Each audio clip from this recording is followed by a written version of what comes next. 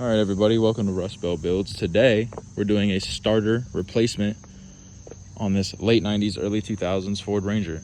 This is a 4-cylinder model, so keep that in mind as you're watching this video. And let's get straight into it.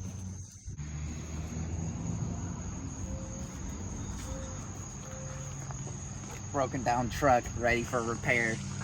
Pit crews here with the tools. Disconnect the battery because we're working with wires and shit, starter and all that jazz. Smart people tell me what to do and I listen to them. I don't know what it has to do. Probably staying safe. I usually got a nice convenient cart in my engine bay. We gotta wrap it up to go.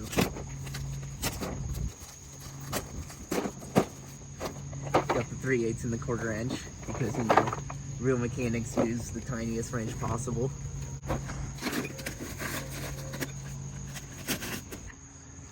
So we have our tools in hand. Looks like a little 10, perhaps? 10 for sure. 10 for sure, says the professional. Negative side is always black.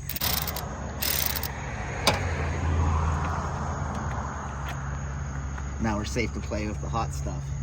13, no doubt. Bolts aren't giving out too much of a fight.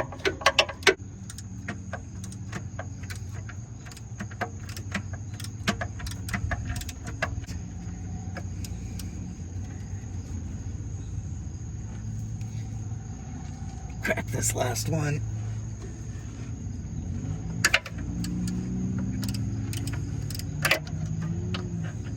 You didn't work on your car if you didn't bust your knuckles. I just placed here, facing kind of towards the front of the car. You have this chunk coming off the transmission, and the 3 bolts are driving in, like the heads are towards the grill. And there's 3 of them, one on the bottom left, and then one on the top left. And in the back, we have the electronics. Hold on with what seems to be 12s? 14s. What? You're cap.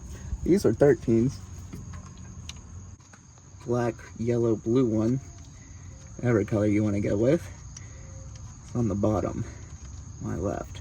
Power wire goes to the top bolt.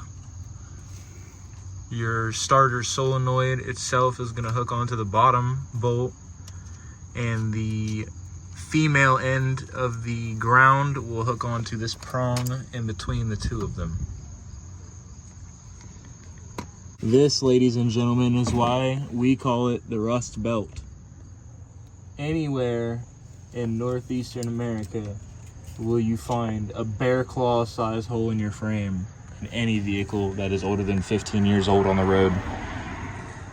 Rusty Dusty Stranger Ranger. Are you gonna leave the sticker on your starter for Steve's points? Of course. Adds 5 horsepower. All right, so here's the issue that we're running into right now. Crusty Dusty starter, brand new starter. Can you see a difference? The first difference is this new starter power wiring debacle is different on this one. This one has a male connector plug-in, and it plugs into this harness right here. It's a female fitting off of the power wire. This starter already has the male or the female adapter that fits onto this extra post instead of the male end. It has this post. It has this harness coming off of it into this female adapter that needs crimped onto something of a male post. But since this has a female end and that is a female end, what we're gonna have to do is we're gonna have to cut that splicer off into bare wire, cut this one off into bare wire, and splice them together, and that will act as one unit, so you no longer have to connect them. It's already just wired in. So that is the issue that we're come across. We're waiting on old Uncle Barson to pull up and save the day, per usual. So you guys get a feature and he gets a cameo. It's reinstalling the starter. After Daddy Kremp brought the Kremp Master 5000. Oh yeah, bud. Get her nice and tight.